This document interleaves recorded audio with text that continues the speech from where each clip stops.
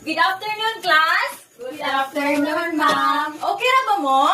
Yes, ma'am. Okay, very good, no? So, dapat okay ra mo karon niya. Dapat ready yung brain para mo tackle sa atong topic karong hapuna. Okay? So karong hapuna na ako'y kauban nga mga teachers, no?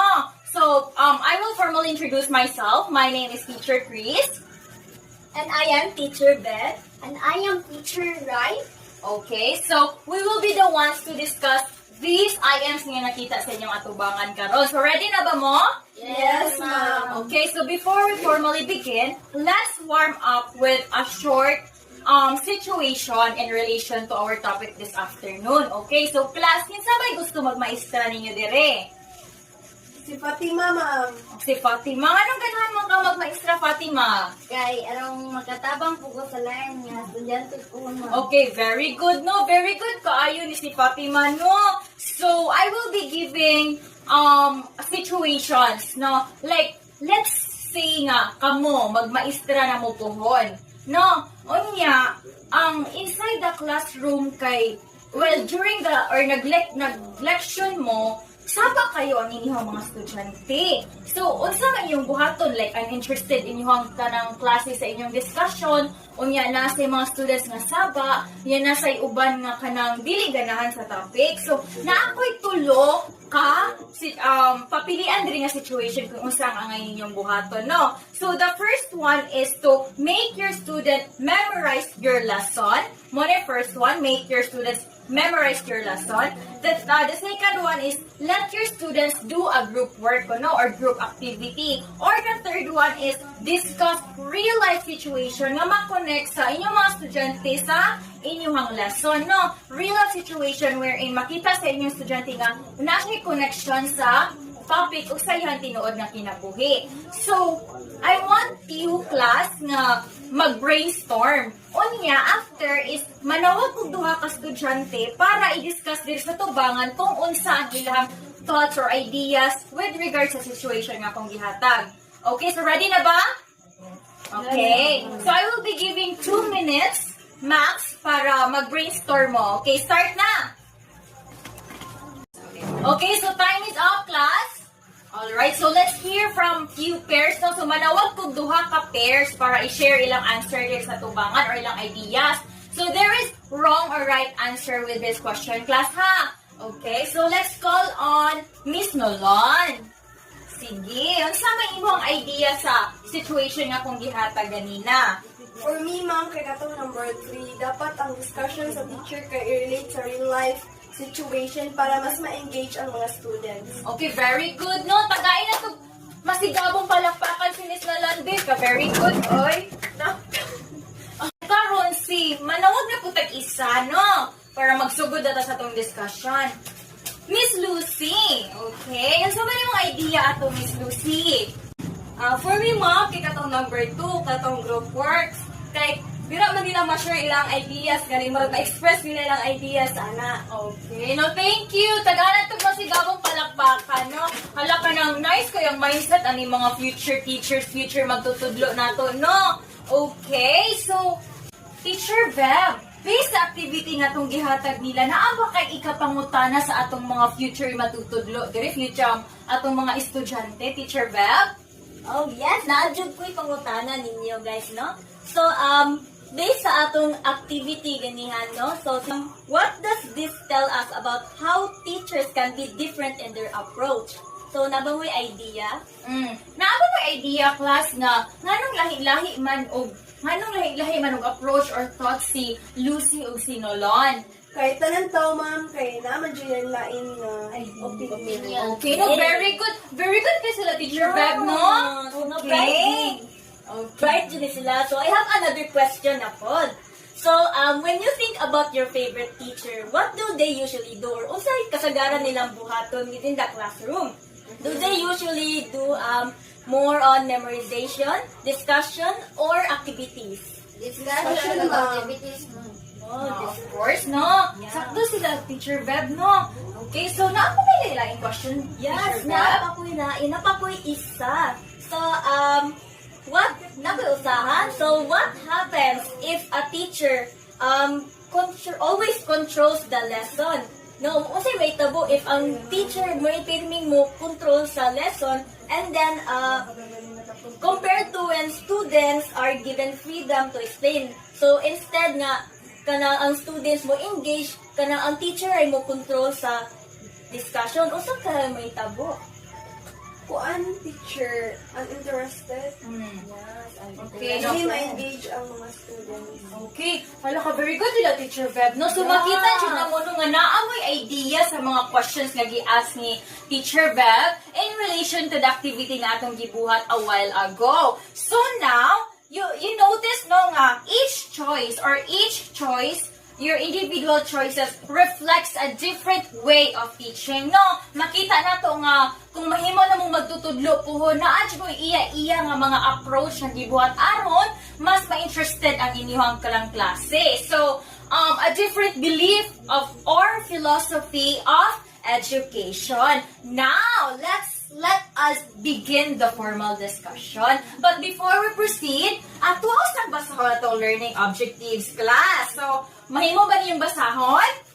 At the end of the discussion, students will be able to define each of the 5 contemporary philosophies of education. Okay, that's the first learning objective na to karong hapuna, no? Define each of the 5 contemporary philosophies of education. And the second one is reflect on their own philosophy of education in relation to these 5 contemporary philosophies. And the last one is develop an infographic that highlights the ideas of your chosen philosophy. So ready na ba mo, class? Yes, ma'am. Okay, so let us now start the proper discussion.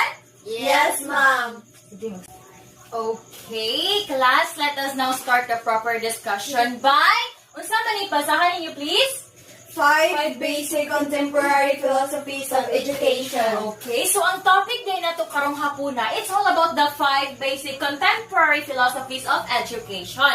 When we're going to say contemporary, that means the now. No, karon, unsa ang naa karon or kita nga generation or karon nga kanang ideas or mindset. Okay, so we're going to talk about the 5 basic contemporary philosophies of education, which are, please read. Essentialism, perennialism, progressivism, social reconstructivism, existentialism. Okay, class, so familiar ba mo ani nila nga mga words, class? Wala, ma'am. No, wala. So wala pa dyan mo kasugat, ani? Wala pa, ma'am. essentialism. Oh, of course. So, karong hapon na, at wala silang tagsa-tagsaon, class, okay? So class, I have here the pictures of the 5 philosophers of these 5 basic contemporary philosophies of education. So, kani sila, kailan mo nila? Wala, ma'am. Familiar, Familiar, no? Very good, no? Kay at the very least, naka-familiar mo nila, no? So, karong hapon na ato na silang paggahisgutan kung kinsa man gid ni sila nga mga tawhana or mga nahunga. Okay, class. So, nasa dito ipangutana before ta mo proceed, no? Nakaila ba mo or nakadungog na ba mo ang teacher-centered o student-centered approach? Yes, ma'am. So, nakadungog na mo. So, may idea. Unsa man na, nalon? Ang unsa man, ma'am. Ang teacher-centered, nalon. Unsa man? Murag ang focus sa ilang klase kay ang teacher naghatag og idea, wala ang student. Very good, kaayo, no? Ikaw, Lucy, unsa man ang student-centered? Kanang maka-express sa silang ideas, ma'am. Okay, very good, kaayo, no? So, these 5 basic contemporary philosophies of education are categorized into 2 categories or 2 groups. Unsa man ni sila? Teacher-centered philosophies, student-centered philosophies. Okay, very good. No, when we are going to say teacher-centered philosophies, that means that the teacher is the sole information giver. No, she is or he is the sole information giver and at the same time, the source of knowledge and information. No, okay, so while ganing student-centered philosophies, no, the classroom, it is centered between the exchange of ideas and communication between the teacher and the student, no? So, maka-ask freely of questions si ang student sa teacher kung unsa ang gidiscuss, kung unsa ang information all about, and everything. No, so meaning to say, kung ang teacher gani ang naghatag ra og information ninyo or ideas or ang knowledge, that means na that approach or that philosophy is Teacher-centered philosophy. How about kung naay interaction or freely makagive og comment or ideas and information ang students sa teacher? Unsa man siya? Student-centered philosophy. Okay, so these 5 basic contemporary philosophies of education has 2 groups or categories into 2 groups, which are the teacher-centered and student-centered. And then kaning mga philosophies nga nabilong sa teacher-centered kay Essentialism and perennialism. okay, so later on, ato na silang tagsa-tagsaon class. How about the student-centered? Progressivism, existentialism, and social reconstructionism. Okay, very good. Okay, class. So now that we are aware of how these philosophies are grouped into 2 categories, let us now go through them one by one. So in order to do that, naatay tulo ka guide questions para mas masabta na to ni siya og dali. So unsa man ni sila nga mga questions, teacher?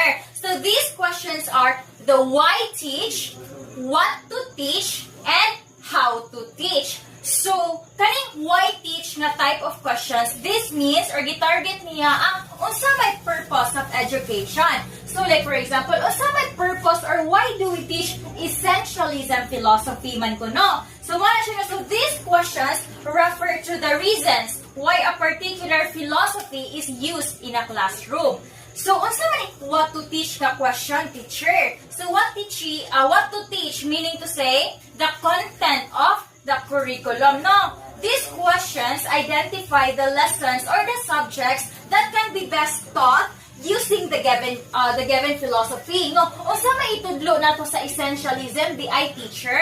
So mao ni siya nga questions ang mutubag ani later on. So unsa man ang ikatulo nga question, teacher? The third question is the how to teach. No, unsa may sulod aning how to teach nga question, teacher? So this is the teaching methods or approach nga gamiton sa usa ka classroom or ka-classroom setting. No, may mutubag kung unsa may gigamit nga approach or method di ay aning essentialism, teacher. So later on mas mahibaw-an nato na. So this type of question presents the best teaching method or approach of the philosophy. No, tan-awon nato na siya later. So now that you are aware of this one, ato ko na pangutan-on si Teacher Rai. No, kung unsa man ni sila ang mga, di ba naman tayo duha ka sulod sa teacher-centered, no? Ang kato si essentialism o si perennialism. So, ato siyang tagsa-tagsaon class. Ready na ba mo? Yes, ma'am. Okay, Teacher Rai. Ready na daw sila, Teacher Rai. So, unsa din yung essentialism, Teacher Rai? So let's start with the first one, Essentialism by William Bagley in wait lang. Kuskin, kung babasahon mo, ha? So, Okay, so let's start with the first one, Essentialism by William Bagley in 1874 to 1946. So it is the theory that focuses on teaching the essential knowledge, unsa pa may lain? Skills and values. That students need to become productive members of Society. So, essentialism is a back to basics approach in education. When we say back to basics in education, it means returning to the Most important and fundamental skills and knowledge that every student needs to learn. So it means focusing on the essential subjects and values, the things students must master and before anything So the things students must master before anything else. So essentialist believes there's a core set of knowledge every student must learn. So kinsa di ay essentialist sa essentialism? Kaila ba mo? Wala. So, dara, si William Bagley. Nakaila ba mo aneng? Wala. Kailan na, ma'am? Ay, yes. Kailan No, na? kani siya si William Bagley. O kani si William Bagley, mao ni siya ang proponent sa Essentialism. And then ang essentialism, always remember that essentialism promotes discipline, respect, and Moral values. at the same time, this focuses on the essential knowledge, skills, and values that students need not to become productive members of the society. So, unsa man din ikinahanglan sa mga students para mahimo siyang productive member of the society?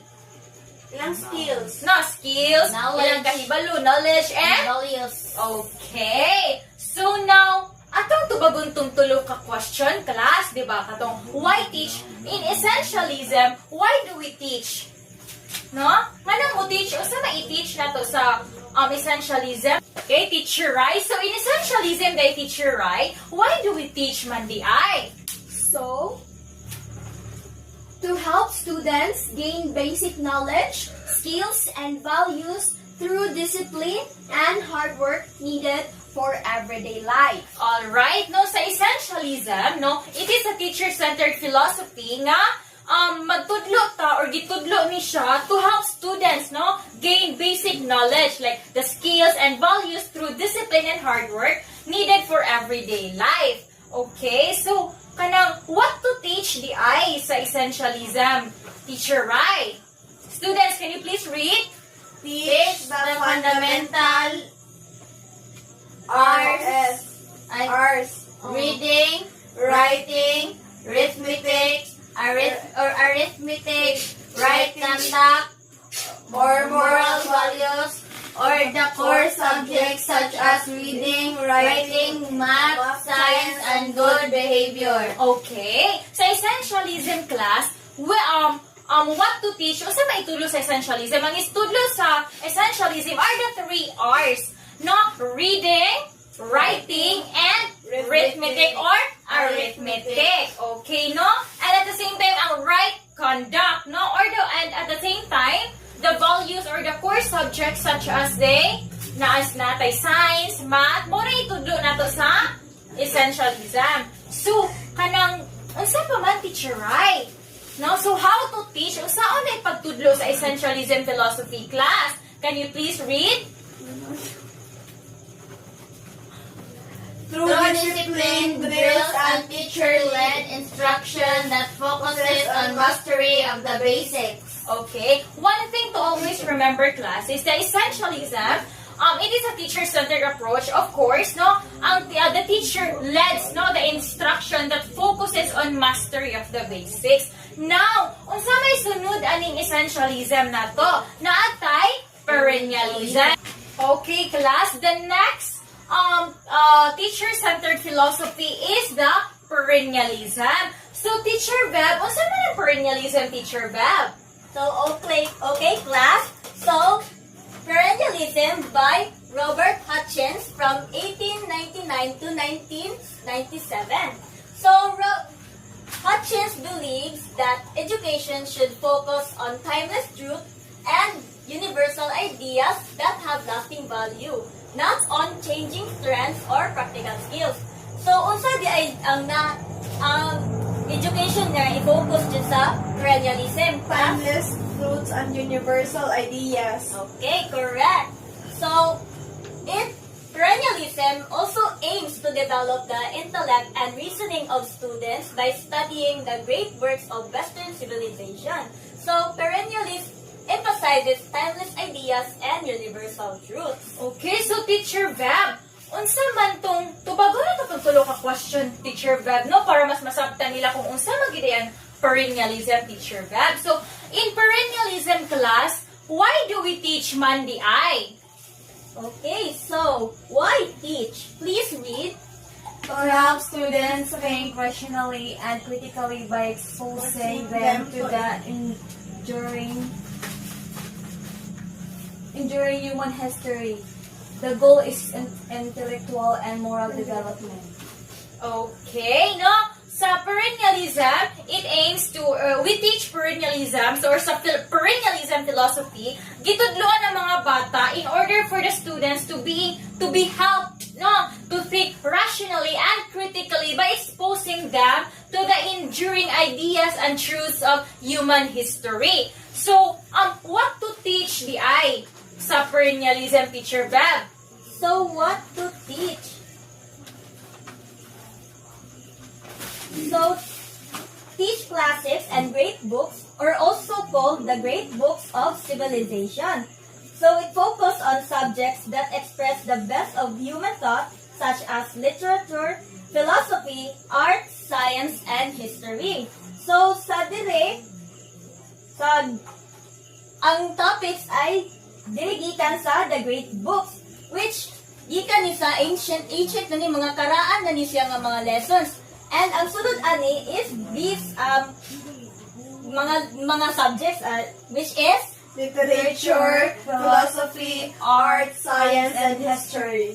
yes. Okay, so in perennialism, Teacher Veb, how to teach man di ay? Saan man pagtudlo ang mga bata during or in a perennialism philosophy, Teacher Veb?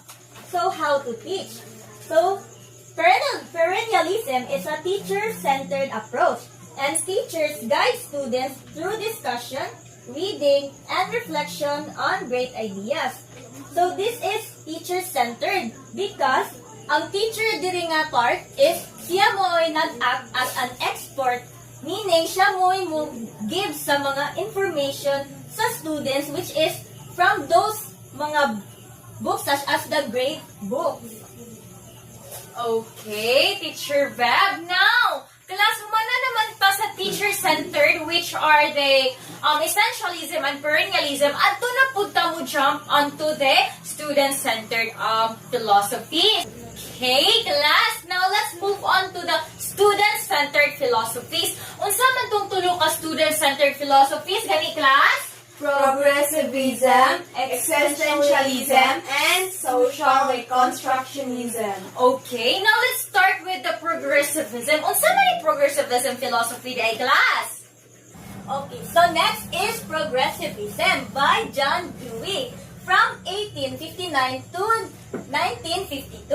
So Progressivism focuses on the whole child, not just the subject matter, meaning education should help them grow intellectually, socially, and emotionally. So, unsa gyud gi-focus sa Progressivism? Not just the subject matter, but the whole child. Yes, correct. So Progressivism believes that students learn best through experience, interaction, problem solving, and active participation, not just by memorizing facts. So education should prepare students to become active, intelligent, and democratic citizens. Okay, Teacher Veb. Atong tumagon ang tulo ka questions, Teacher Veb, no? So, why teach the I in progressivism, Teacher Veb? Yes, so why teach? To develop students into enlightened, intelligent, and responsible citizens who can think critically and solve real-life problems. So the goal is to help them grow intellectually, socially, and emotionally. So since student-centered man is siya, so of course, progressivism is to help develop students into enlightened, intelligent, and responsible citizens. Okay, so, what to teach the I sa progressivism, Teacher Veb? So what to teach? Curriculum that responds to students' needs and interests. So lessons must relate to their personal lives and real-world experiences. So, dili na dyan siya kung ano, kanang, wala ni siya i-basis nga specific nga subjects because most of the lessons is related to their personal lives and real-world experiences. So, emphasis on problem solving, critical thinking, and scientific inquiry. And learning content is not fixed. It changes based on what's meaningful to the students. So, like I said, wala siya fixed or specific na subjects. Basta, ang lessons is must related to their personal lives and real-world experiences. Okay, very well said, Kaini, Teacher Veb class, no? Now, let's move on to the how to teach, no? How to teach in a progressivism philosophy di ay class. Unsa man di ay, Teacher Veb? So, how to teach? So, use experiential learning or what we call learning by doing. So, teachers act as guides or facilitators, not just lecturers. So, students participate in activities, projects, and experiments. So, encourages shared decision-making between teachers teachers and students and uses the scientific method to investigate problems. Books are tools, not the main authority in learning. So, from the word no, learning by doing. So, we learn, ang mga students is mo learn by doing something. For example, in a math test, gipasolve mo sa inyong teacher og usa ka problem. So, learning by doing. So, kamo mo solve. And again, teachers act as guide or facilitators, not just lecturers.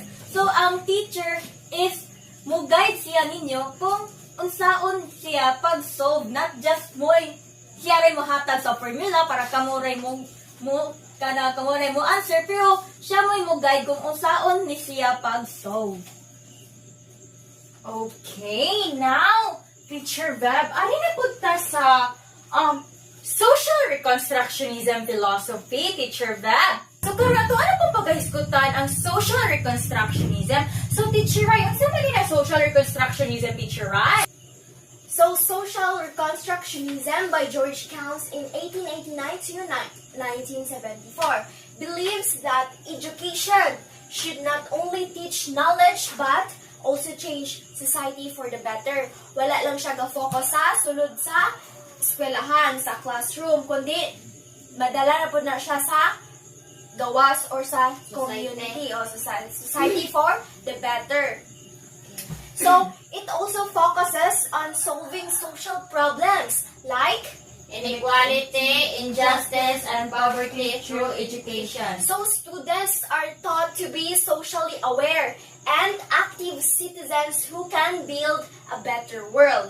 Okay, no? So, Teacher Rai, ato ito bagong tulo ka questions, Teacher Rai. So, in social reconstructionism, why teach man, Teacher Rai? So why teach?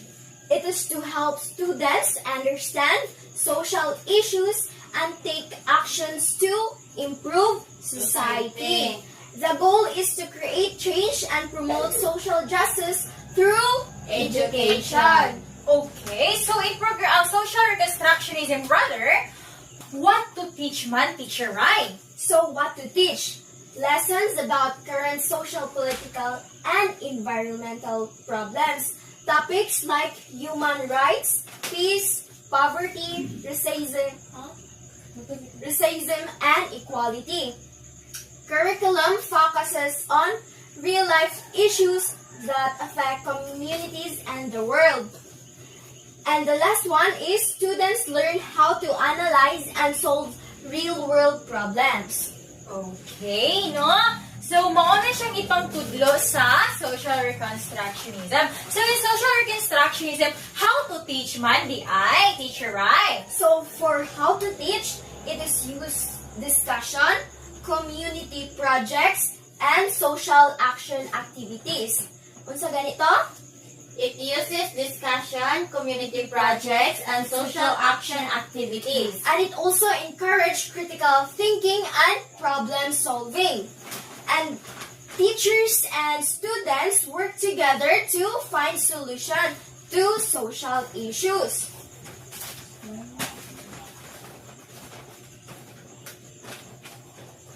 So learning goes beyond the classroom into the community and the real world. Okay, now let's talk about the last student-centered philosophy, which is the existentialism.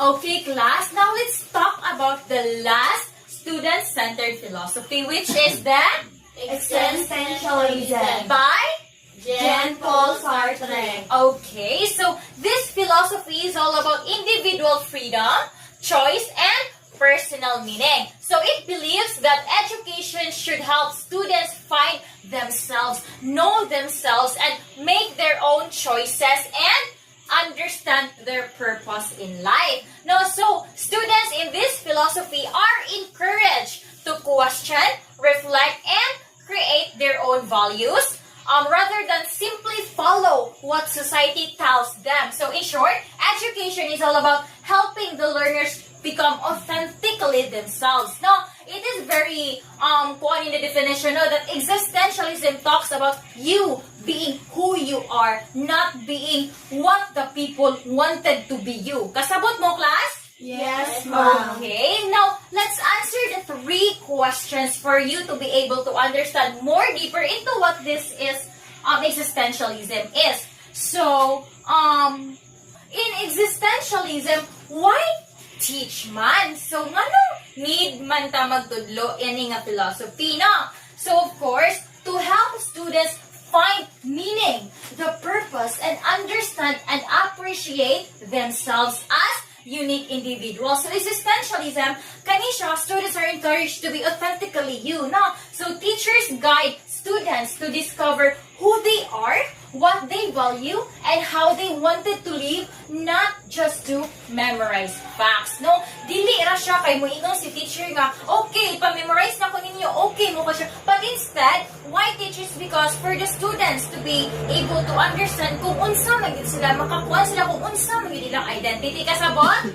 Yes, Kasabot, ma'am. Miss Dalon? Yes, ma'am. Okay, so what to teach in this philosophy man di ay class? So subjects that encourage Self-exploration, critical thinking, and personal expression, such as literature, art, philosophy, and life education.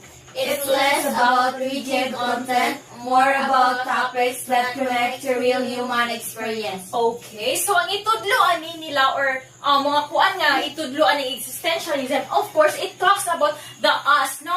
The you, an individual, no? Dili siya mo dig into those just academic something, no? So it talks about philosophy, no? Philosophy comes from the word what? Hello. No? Wisdom? Yes, no? Philo, which means? Wisdom? Okay. So in existentialism class, how to teach man? No, what approach is being used in this philosophy man? So this gives students, or how to teach, of course, the teacher gives students freedom to choose activities or topics that interest them, no? So they use discussions, reflection papers, journaling, role-playing, and open-ended questions. When we're going to say open-ended questions, dili ra siya, it is not answerable by yes or no. Okay, so the teacher acts as a facilitator or guide, not an authority figure. So in this philosophy, learning is personalized, appreciate themselves as unique individuals, and teachers guide students to discover how they are and what they want. Okay, no, that are the 5 basic contemporary philosophies of education that belongs to the Teacher-centered philosophies and student-centered Unsa may philosophies. nabilang sa teacher-centered philosophies, class? Essentialism and perennialism. How about student-centered? Progressivism, existentialism, and social reconstructionism. Very good kaayo, no? So nakasabot ra ba ang tanan? Yes, ma'am. Okay. So, alright class. So, nakasabot naman mo, di ba? Yes, ma'am. Okay, so, now that we all know what are these 5 basic contemporary philosophies, pangutanan na ko ninyo mga pangutanan nga dapat ninyong matubag. Kaya nakasabot man ka mo. Yes, ma'am. Okay, so di ba, ganina ni ask ko kung nabay gusto mag-teacher dire, na future educator, na future magtutulog, future maestra. So, as a future educator class, which of these 5 philosophies would you like to integrate in your own classroom or sa inyong kaugalingong klase, and why? Fatima! Atong future magtutudlo unsa man. So, among these 5 philosophies, so may gusto nimo ga-integrate sa imong klase unya popon? Kanang existentialism. Okay, very good choice. Very good choice nung ano man. Kay para kanang ma-encourage gani ang students pinagi sa imong mga pag-question for ma'am. Kana. Okay, no? Pag-question ko, no? So, ang existentialism, no? It focuses on, kanang imuhang i-guide mo sa ka-student para to be the real her or him, no? Okay, another! Lucy! For me, mom, is social reconstructionism. Hala, very good choice. Why man? It is because I want to help my future students to change their society. Okay, no, very good. Tagay na itong palakpakan. How about sinulon? For me, ma'am, it is progressivism because encourage ang students by learning by doing. So, ang students, dito maka-learn sa ilang through actions. Okay, very good. No, naminaw din yung mga students, no? So, another question. So, why is it important to study the different philosophies? No, these different philosophies of education. Man, Miss Fatima. Ang sa ito yung tanong, ma'am? So, ano importante man nga mga magkat-on taan nilang lima, Fatima? Kay, kuan po ma'am, arang mabanaan po nato kung unsay purpose nato aning kalibutan na ma'am. Hello, very good, no? Very existentialist answer, no? Okay, another questions. What lesson can we learn from studying these contemporary philosophies? Unsa may inyo na nakatunan karon? No? Kasi nakatunan na inyo students. Learning by doing. Yes, no, learning by doing. Be yourself. Be yourself. No, very existentialism and very progressivism. Ikaw, Fatima. Ano, answer naman ko. Unsa man, Fatima? Unsa man? Dapat, kuan jud ma'am, kanang na-jury salig sa imong kaugalingon. Especially kanang mag-share ka sa imong mga knowledge, imo jud ang barugan sa imong paghatag nila. Hello, very good. No? Bagay, di kanya mong future magtutudlo diri. Oy, okay, no? So, what do these 5 philosophies teach us about education? Unsa nang kanibana mo nga dako ni siya nga help, no? Kay naatay makatunan nila. So, unsa magikatabang an nila sa atong education? No? Ang knowledge inyo mag-gain ani, unsa magikatabang sa atong klase? To help students learn more. Yes! Okay, very good kayo, Sinulon, no? Tagara pag masigabong palakpakan, di? Very good. Okay, class, no? Nakita na ko nga ubay nga you have variety of answers to our different questions, no? And I want you to know that there is no right or wrong answer ninyo, ganino. Everyone are acceptable and accepted ang ideas, no? So, we can say that there is no best single philosophy. Walay nag-una ani nila ug mas nindot pa nila. Instead, fair sila, no? So, the teachers may combine ideas from different philosophies depending on the needs of their students on the goals of education. So, depende kung kamo mga future magtutulog, depende ra gid ninyo kung asa dire ang inyong gamiton, no? Depende sa kung unsa ang inyong nasulod man siguro karon sa unsay gusto niyo itudlo sa inyong estudyante, okay? So, education is like a bridge, no? Education is a bridge. It connects knowledge, skills, and values. So these philosophies reminds us that teaching is not just about lessons, but it's about shaping learners to think, choose, and act responsibly in society. So there is no single philosophy that is best. Kasabot? Yes. Instead, many teachers like us integrate principles from different philosophies in order for your class to be successful. No? Okay, so to summarize everything, class, when we're going to say essentialism, that means the students are needed to learn the basic skills, no, para mas mulambo pa kung kinsa man ang pagkasila, no. Like for example, langot mura siya og backpack na nga. Ang sulod sa backpack is very needed kaayo ninyo sa tanan ninyong lakaw. Kasabot? Yes, ma'am. Okay. And when we're going to say progressivism, that means na, like for example, nga giadto mo ang usa ka field trip. And kana siya nga field trip is inyo siyang giadto para maka-learn mo og new things, para mas mo progress mo ang inyong pagkakamo. Kasabot? Yes, ma'am. And then, the social reconstructionism. When we're going to say social reconstructionism, the teacher, tagan mo information or knowledge para i-change ninyo ang inyong society for the better. Just like, for example, gusto mo nga munindot ang inyong school. So, ang inyong gibuhat is nag-learn mo new or mga things or mga ways para mas mo better pa na inyong school. Kasabot? Yes, ma'am. And when we're going to say existentialism, that means you study kung unsa man yun ang inyong gamit ang inyong kalibutan. Kasabot? Yes, ma'am. And when we are going to say perennialism, mura ra na siya og kana ganing naa mo sa library gani or kanang books ni Rizal no nga giingon gisulti sa teachers sininyo nga mga students nga kani siya nga mga sulod ani nga books or mga knowledge ani nga books or mga information ani nga books kay it has been passed for a very, very long time from generation to generation para ma-maintain or ma-sustain ang knowledge or kana nga information sa mga bag-o o mga new nga generation. Kasabot? Yes, ma'am. So, okay, class, no? So, since nakasabot naman mo sa atong discussion a while ago, so natin may pabuhat na activities now para mas mo deeper pa inyong understanding. However, since our time is limited man, so ang atong buhaton is i-assignment na lang. Okay, so nakagets na ba? Yes, ma'am. Alright, so ang inyong buhaton is magbuhat mo og infographics. Kailan mo kung sa infographics, class? Yes, ma'am. Okay, no? So, mura na siya og brochure, no? Nga it's either na mga pictures, na mga words, depende ninyo kung unsa inyong gusto nga ibutang. So, kana nga infographics, ang sulod ana is it's either or depende ninyo kung unsa inyong pilion atong 5 basic contemporary philosophies of education ato, no?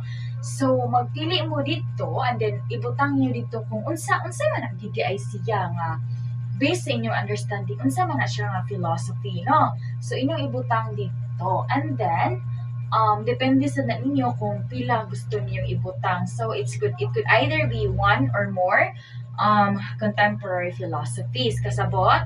Yes, ma'am. Okay, so naan criteria na activity class, no? Okay, so the criteria for this activity or assignment, we will be given the criteria sa ato ang GC. So, stay tuned. Okay, so I think, no, since naamoy nakasabot na mo, naamoy knowledge, and we are very happy nga naamoy na gain sa among discussion karon. We will be giving you variety of questions. Okay, class, no?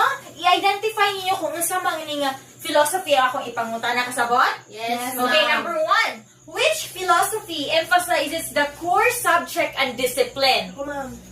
Yes. Essentialism. Very good. Kaayon mo. Okay, number 2. Which philosophy highlights timeless truths and great works of literature? Oh, ma'am. Yes. Perennialism. Very good. No, naminog yung sila teacher, right, no? So, number 3. Which philosophy promotes real-life problem-solving and student-centered learning? Yes. Progressivism. Hello, very good ni Fatima, oy. So, number 4. Which philosophy views education as a tool to solve social issues? Ako, ma'am. Social reconstruction. Hello ka, very good, no? Very good, very good. So, number 5. Which philosophy values freedom of choice and self-discovery? Ko, ma'am. Yes, Lucy. Existentialism. Very good. Tagana ko. Give yourself clap sa atin. Okay, no? So, nanapod ko'y duha ka questions na lang, class, para manggawas na ta ka atong oras kay gadagan. Okay, so what is the main difference between teacher-centered and student-centered approach or philosophy ko, no? Yes, Miss Lucy. For me, ma'am, the difference between the teacher-centered and student-centered is teacher-centered is teacher lang ang nag-share nag-discuss, and then ang student-centered is our sa mga student is mas like freedom ma-express silang ideas. Okay, very good. The next or the last question. So if you were a future teacher or future magtutudlo, which philosophy would you like to apply the most in your teaching pedagogy man class? Ako, ma'am. Yes. For me, it's progressivism. Para ang students na ko is maka-learn sila through activities, gaano ko sila activities because progressivism talks about learning by doing. Okay, very good, no? So, I believe that concludes our discussion for this afternoon class. So, we hope nga naamoy nakatuna na ba? Yes, ma'am. So again, this is your teacher, Chris. And I am Teacher Beth. And I'm your teacher, Rai. And we are glad to say our goodbyes.